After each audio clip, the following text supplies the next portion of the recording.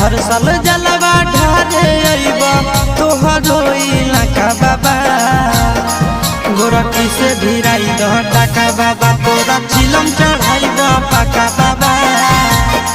गोरखी से भिराई दो टाका बाबा तोरा चिलम चढ़ाई दो पाका बाबा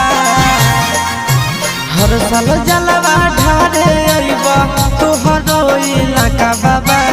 हर साल जलवा ढारे अइबा तोहरो इलाका बाबा गोरखी से भिराई दो टाका बाबा तोरा चिलम चढ़ाई दो पाका बाबा गोरखी से भिराई दो टाका बाबा तोरा चिलम चढ़ाई दो